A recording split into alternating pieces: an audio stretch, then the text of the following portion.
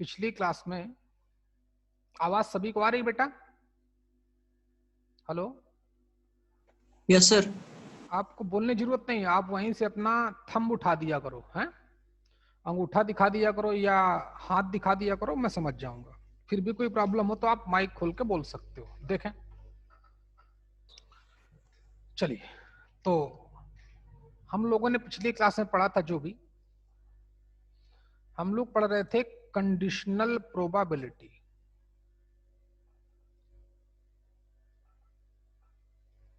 Conditional probability एक बार फिर से रिवाइज करा देता हूं। 5-6 मिनट इसमें होंगे, खराब होने दो। तो कंडीशनल प्रोबेबिलिटी बोलती है कि अगर हमारे पास ए एंड बी 2 इवेंट्स हैं, तो इसको डिनोट कैसे करते हैं? P of A upon B. इसका मतलब क्या है? बता चुका था पिछली क्लास में कि probability of occurrence of A while B is already occurred, उस इवेंट ए के अकर्ड होने की प्रोबेबिलिटी, जबकि इवेंट बी अकर्ड हो चुकी है। तो मैंने बोला था कि जो इवेंट अकर्ड हो चुकी होगी उसको हम लोग as a sample space treatment करेंगे। वो किसकी तरह एक्ट करेगी?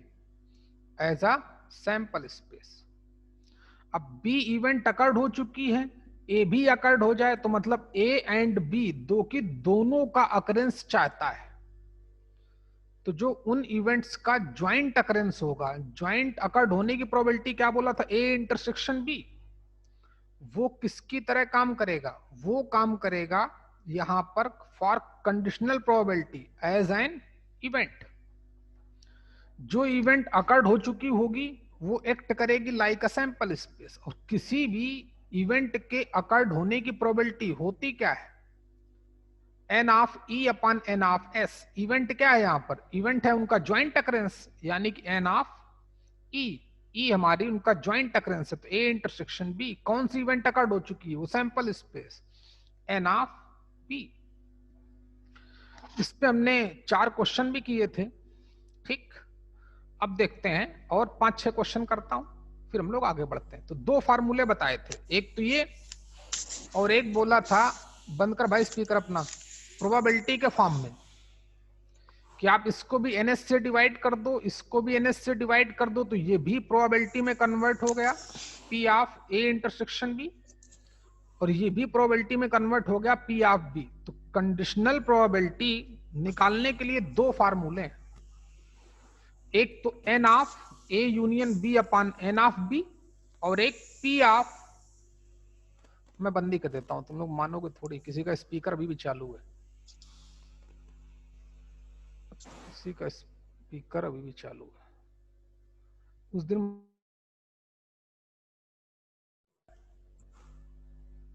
पार्टिसिपेंट्स में जाके फिर म्यूट ऑल में जो वो सिंबल होगा वो हटा देना है, बस हो गया। अब तुम कुछ भी करो, कोई डिस्टरबेंस नहीं होगा। देखिए, फिर भी कोई किसी को दिक्कत है तो आप हाथ वगैरह उठाना या मैसेज चैट लिख देना, कुछ भी। तो कंडीशनल प्रोबेबिलिटी निकालने के सिर्फ 2 कॉन्सेप्ट। और एक बात और समझ लो बेटा, अभी तक जो भी आपने 11th में पढ़ा है या 12th क्लास में पढ़ा है, वो सिर्फ आप बोर्ड के लिए पढ़े हो, सिर्फ बोर्ड के लिए, ओनली फॉर बोर्ड। इससे ज्यादा आपने कुछ भी नहीं पढ़ा है। जबकि बोर्ड, इसमें हमारा कुछ भला नहीं होने वाला, ये भी याद रखना है। ऐसा नहीं कि इसमें हम बोर्ड सीख जाएंगे तो बहुत बड़े चैंपियन बन जाएंगे, बहुत रिस्पेक्ट मिलेगी हमें सोसाइटी में, बिल्कुल नहीं। हमें पूरा सब्जेक्ट आना चाहिए, और सब्जेक्ट सीखने के लिए हमें थोड़ा पेशेंस होना चाहिए। सब्जेक्ट ऐसा नहीं कि हमने तुरंत यूज किया तुरंत सीख गए, बिल्कुल नहीं। बहुत पेशेंस, उसमें क्या ड्रॉबैक्स हैं, क्यों चीजें ऐसे हो रही, तो हमें कुछ 4-5-6 क्वेश्चन बिल्कुल ईमान धीरे धीरे सीखने पड़ेंगे। तो सीखें, मैं पूरा पढ़ाऊंगा आपको, बिल्कुल रिलैक्स रहो। मुझे पता है बगैर आप पढ़ाई इंप्रूव नहीं करोगे। चलिए देखते हैं। तो हम लोग 4 क्वेश्चन कर चुके थे। क्वेश्चन नंबर 5वां मैं लिखता हूं और कल मैं आपको असाइनमेंट भी दूंगा। अपनी मेल आईडी आप मुझको दे सकते हो। चलिए देख, तो क्वेश्चन नंबर 5 बोलता है कि 2, बहुत आसान क्वेश्चन, डाइस आर थ्रोन, मेरे साथ साथ लिखें आप लोग। कंडीशनल प्रोबेबिलिटी निकालने के लिए सिर्फ 2 ही फार्मूले हैं और मैंने बताया वो कहां से आए। एक तो N of A intersection B और एक अपान एन ऑफ बी, और दूसरा P of A intersection B upon P of B. सिर्फ इतना ही हम लोग जानते हैं और इतना ही हमारे लिए सफिशियंट। इसमें सिर्फ 2 ही कॉन्सेप्ट है, इससे ज्यादा हमें रिक्वायरमेंट भी नहीं है। सीखे बच्चे।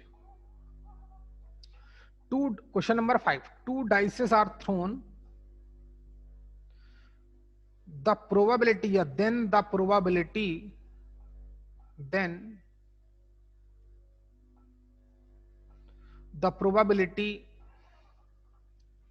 that the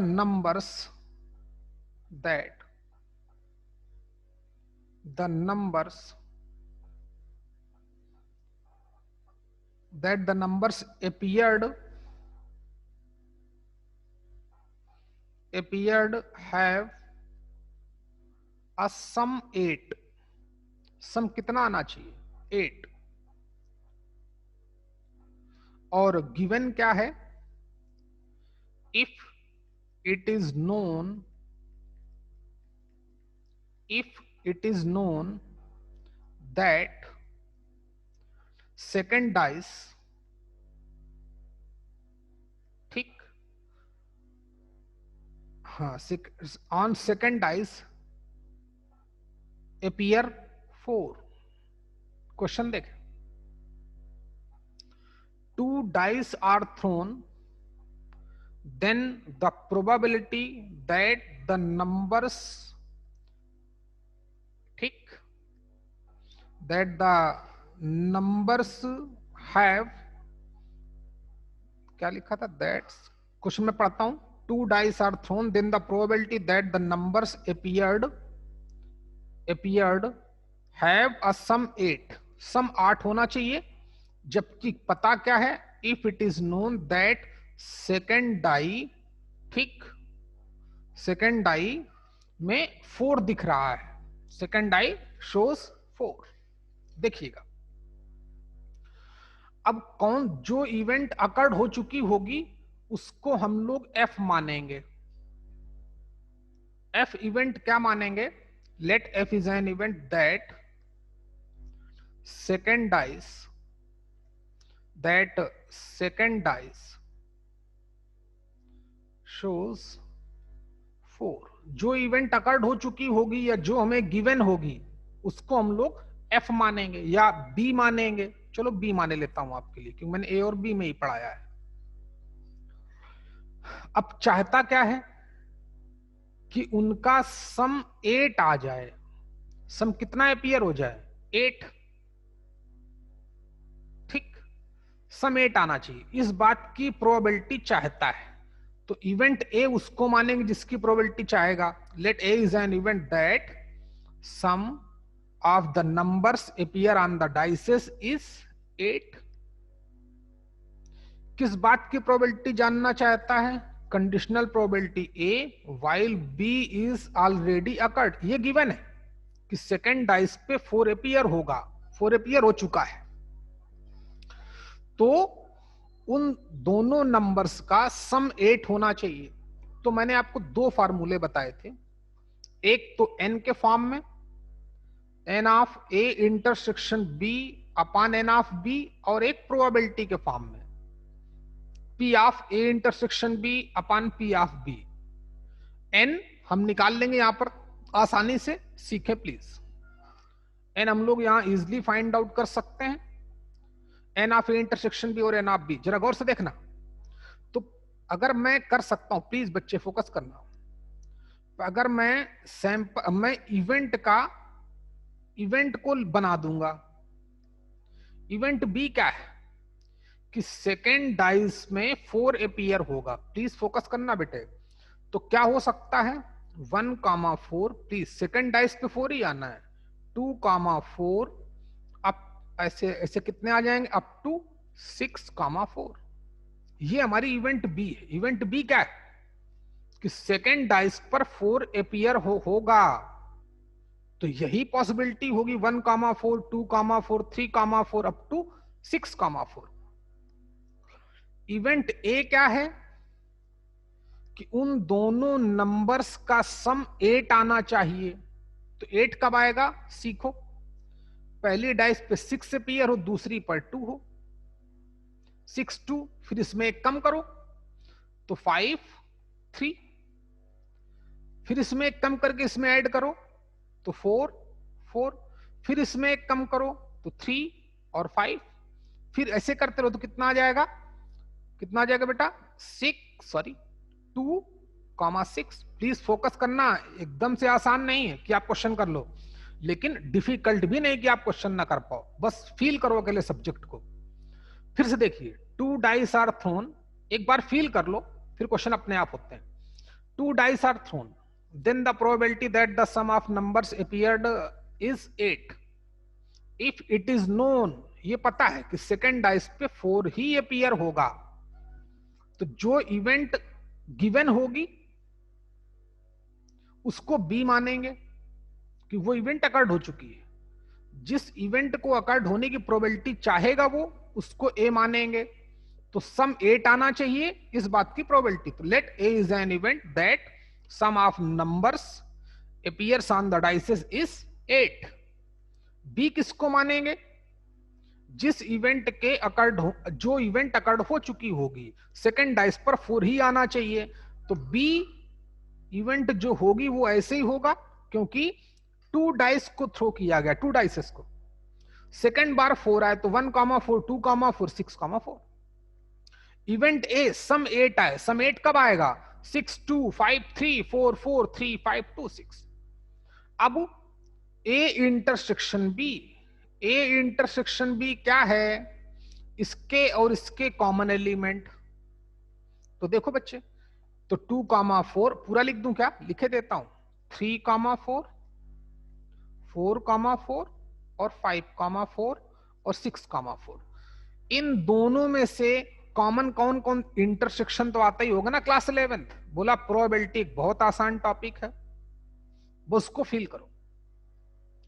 तो कौन कौन से एलिमेंट कॉमन दिख रहे हैं, सिर्फ 1, कौन सा 4,4 बस।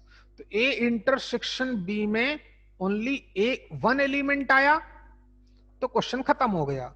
N of A intersection B कितना आया 1, और एन ऑफ बी कितना है 6। तो यही हमारा आंसर हो गया, इस फार्मूले में डाल दिया 1,6, गेम ओवर। क्वेश्चन करने में हमको सिर्फ 1 मिनट लगेगा, लेकिन एक बार सब्जेक्ट समझ तो जाए। कल भी ऐसा क्वेश्चन था कि 3 कॉइन टॉस किए गए थे, ऐसे कुछ था, ए बी मान के क्वेश्चन कर लिया गया। चलिए कंप्लीट करो, फिर अगला क्वेश्चन देखें। जल्दी कर बच्चे। क्वेश्चन नंबर 6,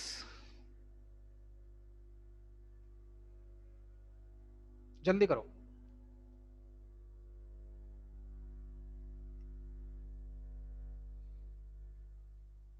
सबसे पहले क्वेश्चन नोट किया करो, फिर मैं कल आपको ऑलरेडी क्वेश्चन में दे दूंगा है। अपनी मेल आईडी देना या मौलवी साहब की मेल आईडी पे भेज दूंगा मैं, उनसे आप लोग क्वेश्चन ले लेना। और लेकिन करोगे कैसे तो आप जानना भाई है, आप लोग थोड़ा ज्यादा इस मामले में समझदार हो। बस इतना याद रखना है, जो इवेंट अकर्ड हो चुकी होगी या बोलेगा ये होनी चाहिए जबकि ये गिवन है, तो उसको भी, जिस इवेंट के अकर्ड होने की प्रोबेबिलिटी पूछेगा उसको ए। चलिए मैं क्वेश्चन लिखता हूं। चलिए बेटा, क्वेश्चन नंबर 6। इस सब ऐसे ही क्वेश्चन हमको मिलेंगे एनसीईआरटी में, और मैं ये तो बहुत ऊपर वाली बुक से करा रहा हूं, अरिहंत वाली बुक है उससे करवा रहा हूं। अ bag contain a bag contain 3 red, comma 6 white and 7 black balls. एक बैग में ये कंपोजिशन है, 3 रेड बॉल है, 6 व्हाइट बॉल है, 7 ब्लैक बॉल है. फिर बोलता है कि 2 balls आर ड्रॉन 1 by 1. 2 लिखते रहो मेरे साथ साथ बेटा. Balls are drawn 1 by 1. एक एक करके 2 बॉल निकाली गई 1 by 1. Then the probability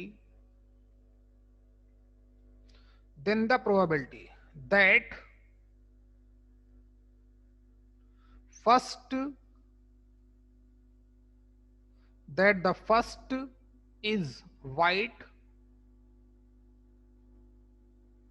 and second is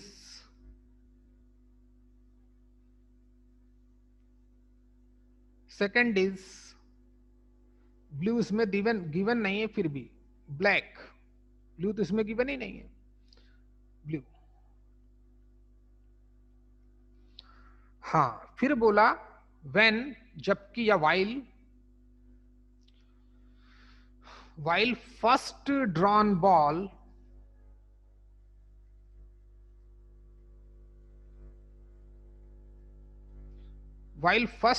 ball is not replaced.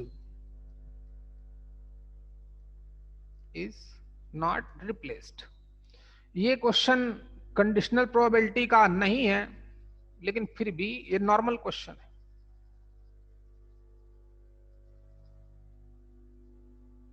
चलिए, बहुत आसान क्वेश्चन है. तो इसके लिए मैं आपको बता देता हूं, गौर से देखना.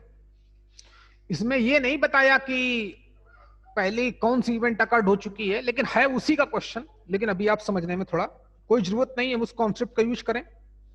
जैसे हमें क्वेश्चन समझ में आ जाए वैसे करेंगे. बोलता है एक बैग है, एक बैग, ये रहा बैग. किसकी क्या प्रॉब्लम है? 7/16, 7/15. ओके बेटा, देखता हूं. एक बैग है जिसमें हमारे पास 3 रेड बॉल हैं एंड 6 व्हाइट बॉल हैं एंड 7 ब्लैक बॉल्स. बोलता है इससे एक एक करके 2 बॉल्स निकाली गई, और जो पहली बार निकाली गई वो वापस नहीं की गई. ठीक, तो हम ऐसा मान सकते हैं कि let A is an event that, क्या बोलता है, सेकंड इज ब्लैक, है ना.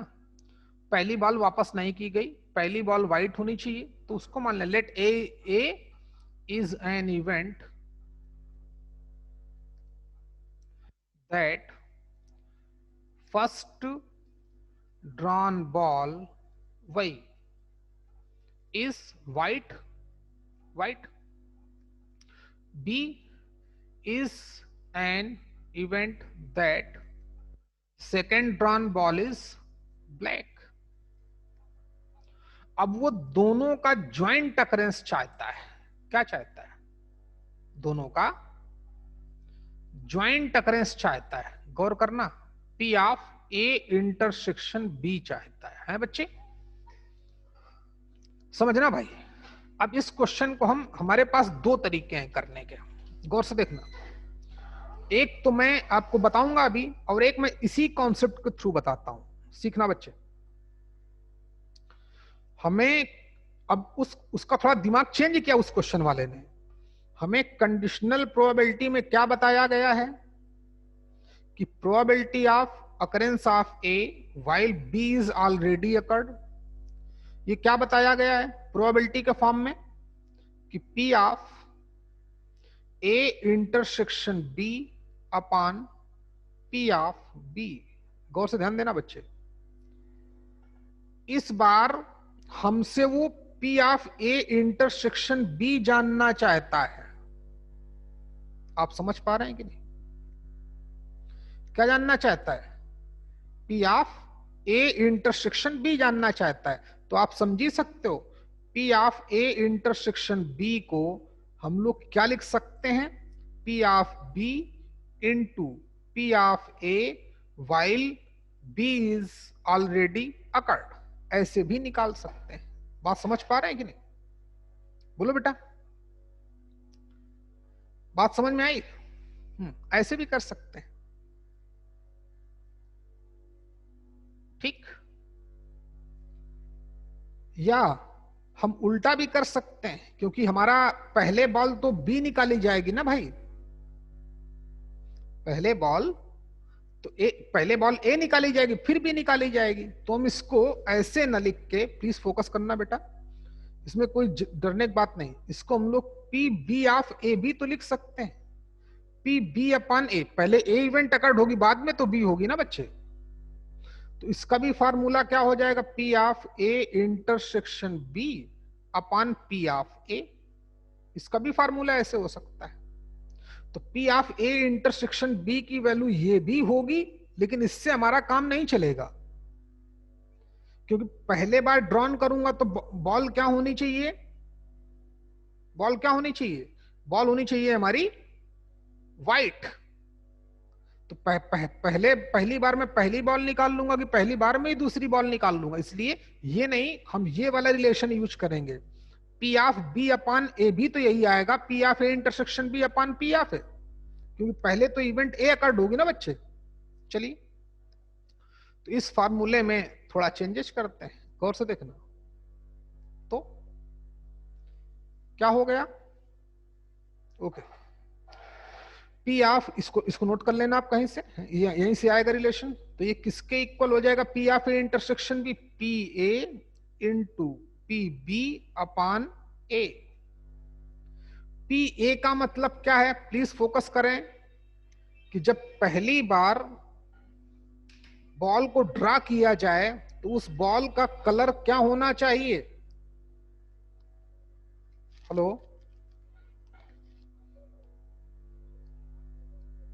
मैं क्लास में हूं बेटा, अभी मैं करता हूं, मैं क्लास में हूं, आधे घंटे बाद। ये आपने नोट कर लिया? P of A intersection B, PA इस बात की probability, P of B upon A, इसको मैं डायरेक्ट ही ऐसे ही निकाल सकता हूं, टेंशन मत लो। ठीक, या फिर फार्मूला डालो, फिर लेंदी हो जाएगा। आप टेक्निक सीखो, बोला तभी हर एक टाइप का एक एक क्वेश्चन करेंगे, तो हमें आइडिया मिल जाएगा। गौर से देखें, P of A, P of A कितना आएगा? पहली बार में एक व्हाइट बॉल निकालने की प्रोबेबिलिटी, पहली बार में, तो total N of E upon N of S करूंगा, N of E upon N of S करूंगा। तो टोटल व्हाइट बॉल कितनी थी? 6, उसमें से एक व्हाइट बॉल निकालने का मतलब 6C1 सिलेक्शन। ये N ऑफ E हो गया। N ऑफ S कितना आएगा? टोटल कितने थे? 7 3 10 6 16 16, 16 में से एक बॉल सिलेक्ट करना, 16C1। तो P ऑफ A जो एक्चुअली में आएगा वो आएगा 6C1 अपॉन 16C1 इनटू जो फर्स्ट टाइम बॉल ड्रा की गई है वो तो व्हाइट बॉल थी, उसको वापस नहीं किया गया। प्लीज फोकस करना, अब यहां से खेल समझने का है। बहुत बड़े बड़े क्वेश्चन आएंगे इसमें, लेकिन इससे ऊपर नहीं जा पाएगा। कभी उनका ज्वाइंट अकरेंस पूछेगा, कभी बोलेगा ये हो चुका है, उसकी इवेंट की अकर्ड होने की प्रोबेबिलिटी बताओ। तो टेक्निक देखा, यहां भी फार्मूला हम नहीं लगाएंगे कि P of B upon A, तो फिर तो P of A intersection B बचेगा। क्या आप बोलो सर मैं यहां भी फार्मूला लगा दूं, तो फिर यही बच जाएगा ना बेटा। सीखिए प्लीज, इसका सेंस समझो, इसकी मैथ समझिए। ए इवेंट अकर्ड हो चुकी है, यानी कि पहली बार जो मैंने बॉल को ड्रा किया है वो व्हाइट बॉल ड्रा कर चुका हूं, और वो व्हाइट बॉल वापस से इस बैग में नहीं डाली गई है। तो प्लीज फोकस करना, ये कॉम्बिनेशन तो रहेगा नहीं, क्या कॉम्बिनेशन हो जाएगा? तो हमारे पास 5 वाइट बॉल हो जाएंगी। ये सेकेंड ड्रॉन के लिए हो गया, जब सेकेंड टाइम आप बॉल निकालने जाओ। ये जब मैं सेकेंड टाइम बॉल निकालने जाऊंगा ब्लैक बॉल, तो ये कॉम्बिनेशन बचेगा, क्योंकि मैं ए इवेंट अकर्ड हो चुकी है। एक व्हाइट बॉल हम ऑलरेडी निकाल चुके हैं, और हमारे पास कितनी कितनी बॉल बची?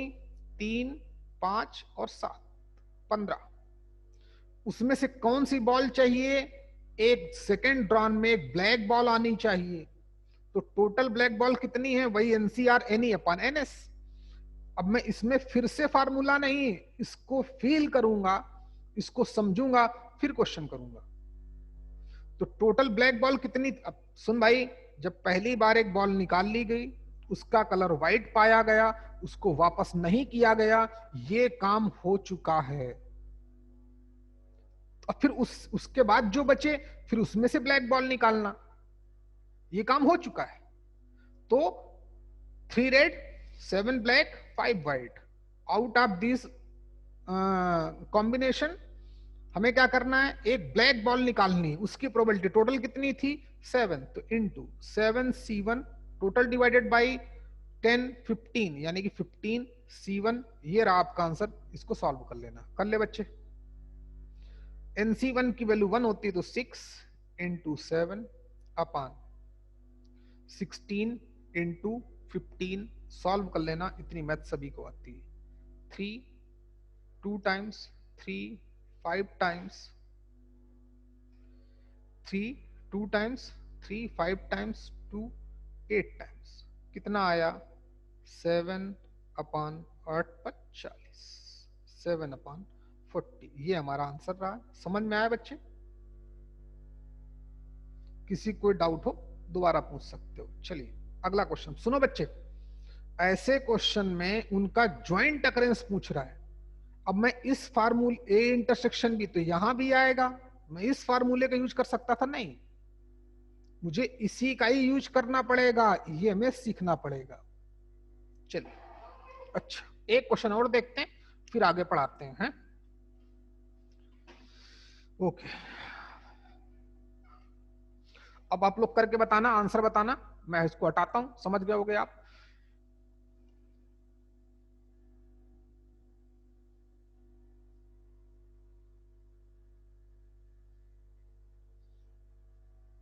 क्वेश्चन मेरे साथ नोट किया करो।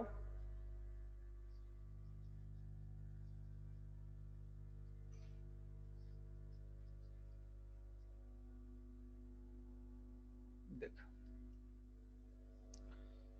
अब बैग, ये भी ऐसे क्वेश्चन है।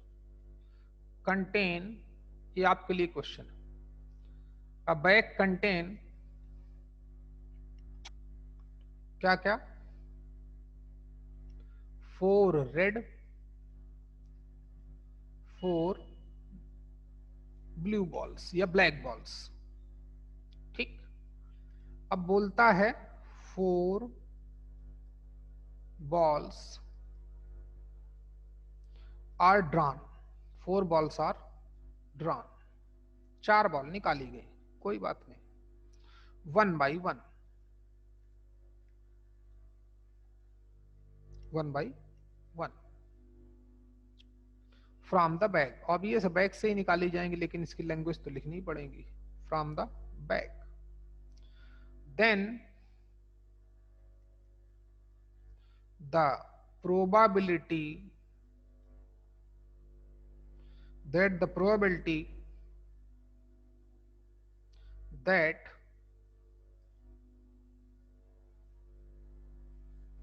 the drawn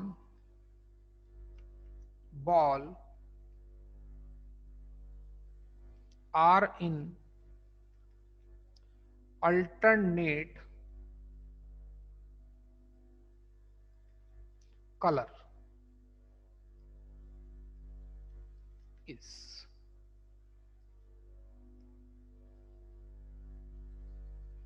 अल्टरनेट कलर में आनी चाहिए। तो अब तुम्हें कुछ चीजें और सिखानी पड़ेंगी। क्यों, कहां मल्टीप्लाई करते हैं, कहां ऐड करते हैं, ये भी तुम्हें सिखाना पड़ेगा। वो तो हमने पढ़ रखा है, कहां पर, P&C में तो पढ़ रखा है, फंडामेंटल प्रिंसिपल ऑफ काउंटिंग। उसमें दो प्रिंसिपल होते थे, एक फंडामेंटल प्रिंसिपल ऑफ मल्टीप्लिकेशन, एक फंडामेंटल प्रिंसिपल ऑफ एडिशन।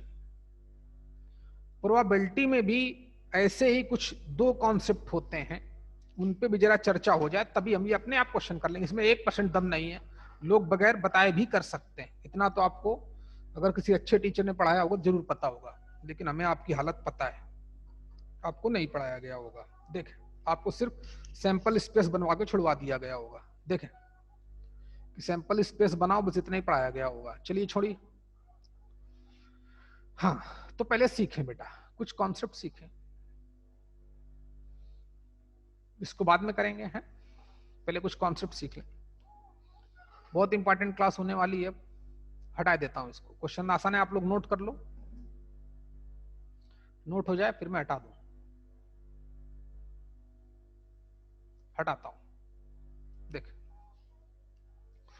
कुछ कॉन्सेप्ट, एक तो एडिशनल थ्योरम ऑन प्रोबेबिलिटी और एक मल्टीप्लिकेशन थ्योरम ऑन प्रोबेबिलिटी। ठीक, तो पहले मल्टीप्लिकेशन का ही देखे लेते हैं, क्योंकि उसी की बारी का चल रही है हमारी। तो हम लोग अभी कंडीशनल प्रोबेबिलिटी पढ़ रहे थे, उसका एप्लीकेशन अब है। क्या पढ़ रहे थे, कंडीशनल कंडीशनल प्रोबेबिलिटी पढ़ रहे थे, उसका एप्लीकेशन। अभी हमने कंडीशनल प्रोबेबिलिटी में सिर्फ एक फार्मूला पढ़ा है या दो पढ़े हैं बस, उस पे उससे रिलेटेड 6, 7, 5, 6 क्वेश्चन किए हैं। देखें, कंडीशनल प्रोबेबिलिटी बोलती है कि अगर हमारे पास A एंड B दो इवेंट्स हैं, A एंड B हमारे पास क्या है, 2 इवेंट्स हैं, तो A के अकर्ड होने की प्रोबेबिलिटी, जबकि इवेंट B ऑलरेडी अकर्ड हो चुकी है। ठीक है,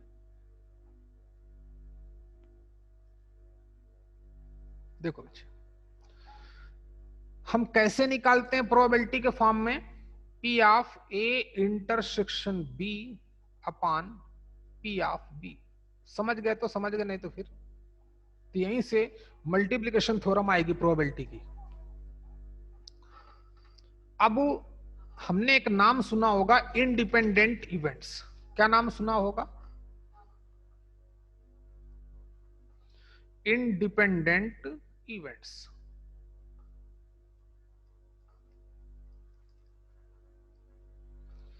इंडिपेंडेंट इवेंट, अगर हमारे पास दो इवेंट है, एक ए और एक बी, 3, 4, 5, 6 चाहे जितनी हो, अगर एक इवेंट हमारे पास ए है, दूसरी इवेंट बी है, ठीक, और ए का अकरेंस या नॉन अकरेंस बी के अकरेंस या नॉन अकरेंस पे इफेक्ट ना डाल पाए, ए का अकर्ड होना या ना अकर्ड होना बी के अकरेंस या नॉन अकरेंस पे इफेक्ट ना डाल पाए, इससे पहले हम लोग क्वेश्चन कर रहे थे, क्वेश्चन नंबर 6 या जो भी था, उसमें ए एंड बी इंडिपेंडेंट इवेंट नहीं थी। अगर मैं बी को निकाल लूंगा, अगर मैं ए की बात मान लूंगा, ए पे हमारी इवेंट बी डिपेंड करती थी कि फर्स्ट ड्रॉन में कौन सी बॉल निकाली गई है। तो ए और बी पहले वाले केस में हमारी इंडिपेंडेंट इवेंट नहीं थी। इंडिपेंडेंट इवेंट कैसे होती हैं, जैसे एक क्वाइन है और एक डाइस है, एक क्वाइन एक डाइस, बोलता है कि क्वाइन पे हेड अपीयर हो, जबकि डाइस पे 4 अपीयर हो, तो ये इवेंट हमारी इंडिपेंडेंट इवेंट है कि नहीं भाई। एक क्वाइन और एक डाइस को साइमल्टेनियसली रोल किया गया और बोलता है कि what is the probability that head appears on the coin while 4 appears on the dice. तो हमारी जो ए एंड बी इवेंट हो जाएंगी वो इंडिपेंडेंट हो जाएंगी, क्योंकि क्वाइन पे हेड अपीयर होना इस उस पे कोई इफेक्ट नहीं डाल पाएगा कि डाइस पे 4 अपीयर होगा कि 3 अपीयर होगा कि 6 अपीयर होगा। समझ में आ रहा कि नहीं? तो बोलेगा इस बात की प्रोबेबिलिटी बताओ कि क्वाइन पर हेड अपीयर हो, डाइस पे 4 अपीयर हो। तो ज्वाइंट अकरेंस जानना चाहेगा, तब भी हमें P of A intersection B निकालना पड़ेगा। भाई बोला कि one coin has one dice roll simultaneously. What is the probability that coin shows head and 4 appears on the dice? तो अभी भी A और B का ज्वाइंट अकरेंस चाहता है, लेकिन A और B हमारी इंडिपेंडेंट इवेंट है। क्वाइन पे हेड अपीयर होना, डाइस पे 4 अपीयर होना पे कोई इफेक्ट नहीं डाल सकती, या डाइस पे 4 अपीयर होना क्वाइन पे हेड या टेल आने से रोक ही नहीं पाएगा। तो ऐसी इवेंट जिनमें से एक का अकरेंस या नॉन अकरेंस दूसरे के अकरेंस या नॉन अकरेंस से अकरेंस पे इफेक्ट ना डाल पाए, ऐसी इवेंट्स को हम लोग इंडिपेंडेंट इवेंट्स बोलते हैं। आप लिख डालो इंडिपेंडेंट इवेंट्स, जल्दी लिखो, मैं बोलता हूं।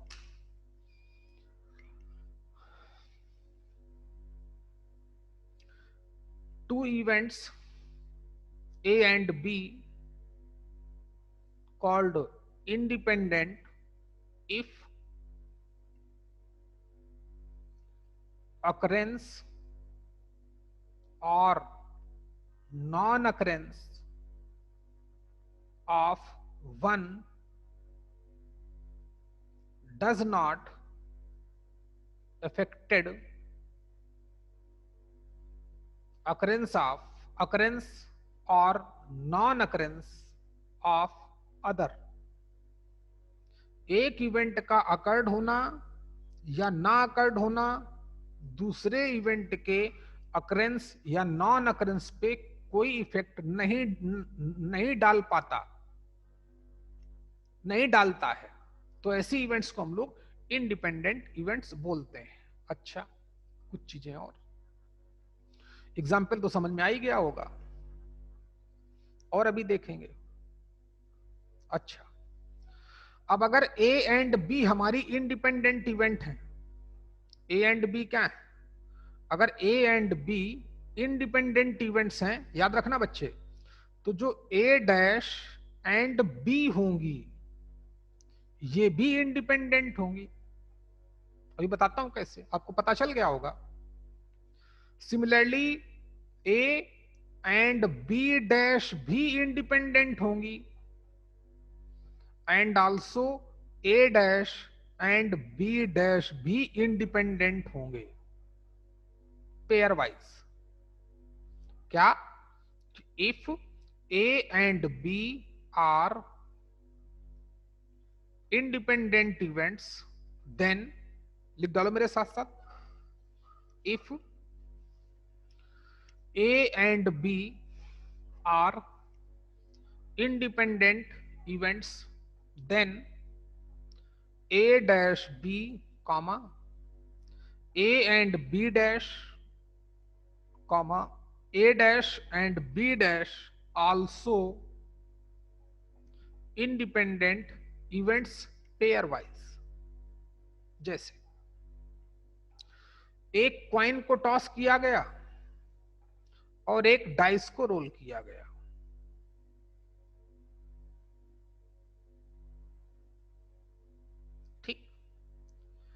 क्वाइन पर हेड अपीयर होना हमारी इवेंट ए है, और डाइस पर 4 अपीयर होना हमारी इवेंट क्या है? बी। तो ए डैश क्या आएगा? ए डैश आएगा टी, जानते ही, sample space H comma T बनेगा। बी डैश क्या आएगा? वो आ जाएगा 1, 2, 3, 5, 6, उसमें 4 नहीं आ सकता। तो ए और बी इंडिपेंडेंट हैं, क्वाइन पे हेड आए, डाइस पे 4 आने से नहीं रोक सकता। क्वाइन पे हेड आए, डाइस पे 1, 2, 3, 5 या 6 आने से नहीं रोक सकता। तो A and B dash independent हो गए। A dash and B, coin पे टेल अपीयर होना, डाइस पे 4 अपीयर होना नहीं रोक पाएगा। तो आप समझ गए कि ए एंड बी अगर हमारे पास 2 इंडिपेंडेंट इवेंट्स हैं तो फिर A dash and B, A and B dash, A dash and B dash also क्या होंगे, आल्सो इंडिपेंडेंट इवेंट्स होंगे पेयर वाइज, ये एंड ये एंड ये एंड ये एंड ये।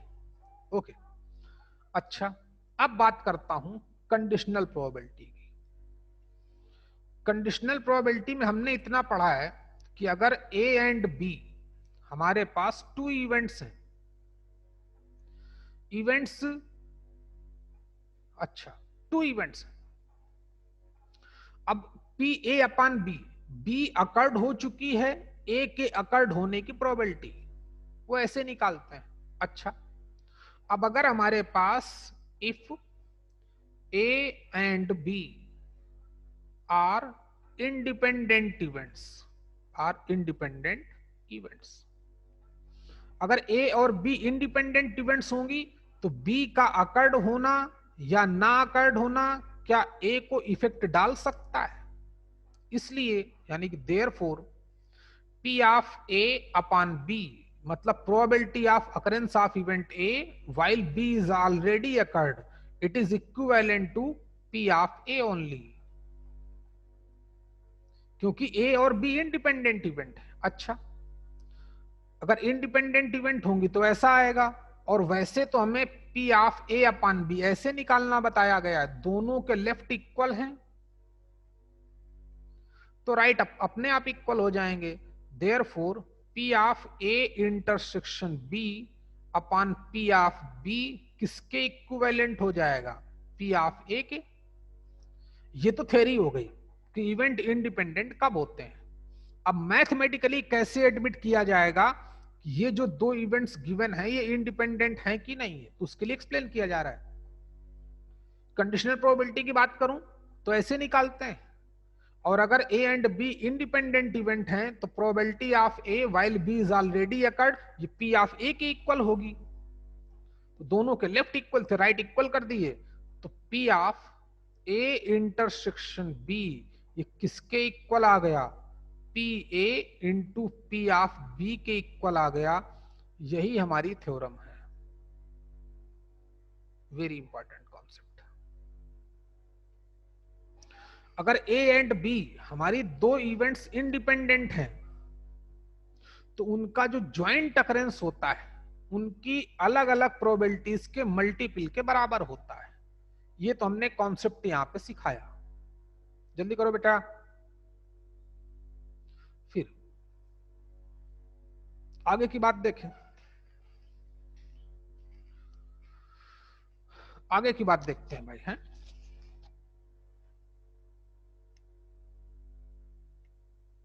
कौन है ये? शाह नजीब, ओके बेटा रुका।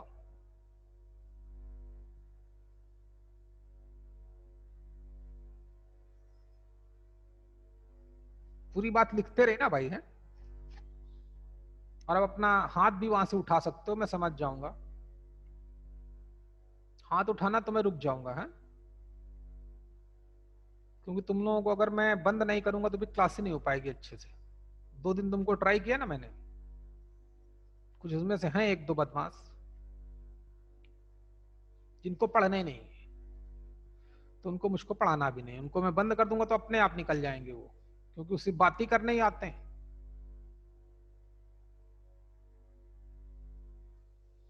चलिए सीखें, हटाता हूं बच्चे इसको,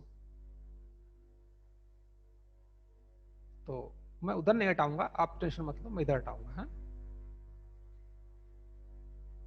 चलो बच्चे, ओके बेटा, हो गया होगा, ठीक है।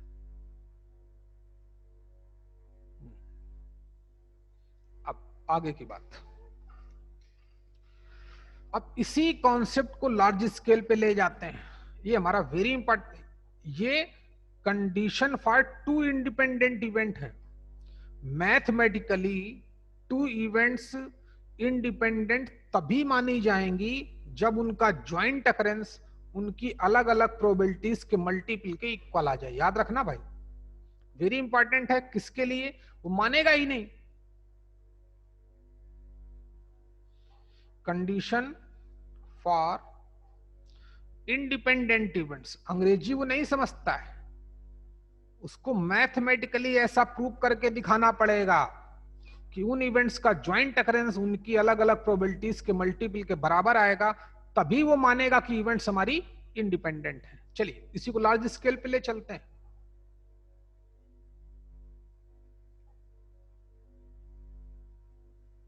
देख, अब बोलता है कि हमारे पास कई सारी इवेंट, अगर हमारे पास if events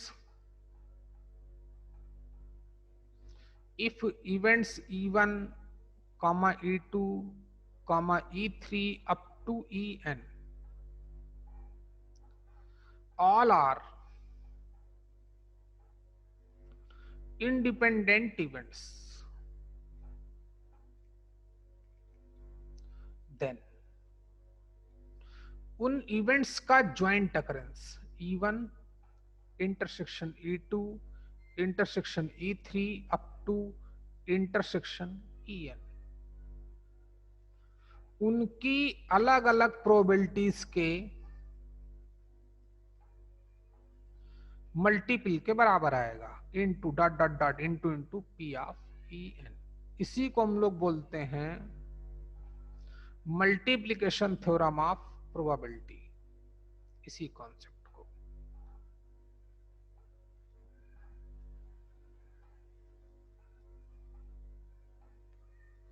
multiplication theorem on probability या ऑफ प्रोबेबिलिटी, कुछ भी लिख लो।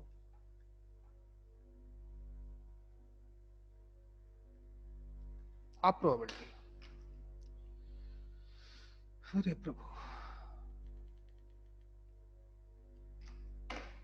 ठीक है बेटा, चलो भाई आज थोड़ा इतना ही पढ़ाऊंगा है, बाकी कल ज्यादा पढ़ा दूंगा।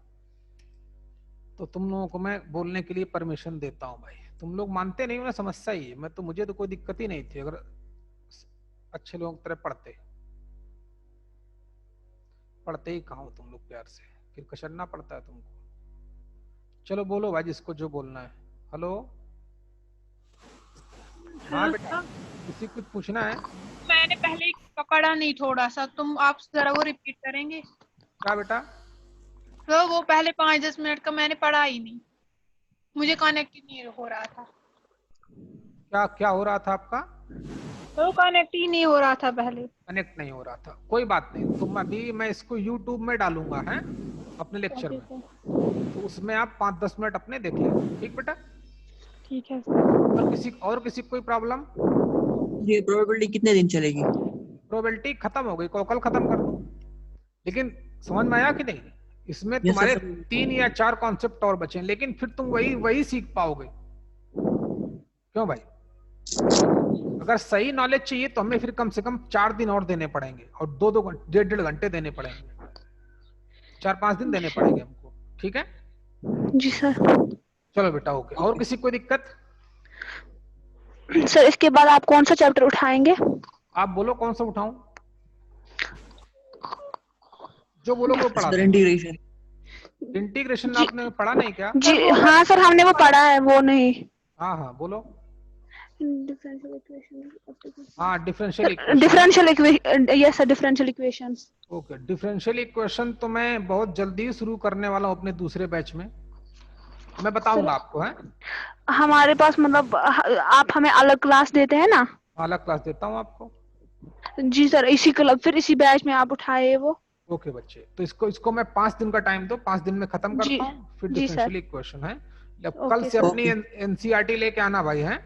जी सर। तो उसके मैं क्योंकि आपके पास सिर्फ एनसीईआरटी होगी, दूसरी कोई बुक तो होगी नहीं ना। लेकिन ठीक है, एनसीईआरटी के भी क्वेश्चन डायरेक्ट आईआईटी वाला पूछता है, जेईई मेंस में डायरेक्ट। क्योंकि सुनो भाई, जो हमारा इंटीग्रेशन है पूरा समझाता हूं, कंटिन्यूटी डिफरेंशियबिलिटी से लेकर integration, AOD, continuity differentiability, application of derivative, integration, definite integration, area under curve, differential equation, probability, इससे जेईई मेंस वाला डायरेक्ट यहीं से क्वेश्चन पूछता है। क्लास 11th में जो अपनी एनसीईआरटी है वो हमारे किसी काम की नहीं, जेईई मेंस या जेईई एडवांस के लिए। लेकिन यहाँ ये सारे topic JEE advance JEE Mains level के हैं। चलो क्लास ओवर भाई, बाकी कल मिलते हैं। Okay sir. ओके बेटा, बाय।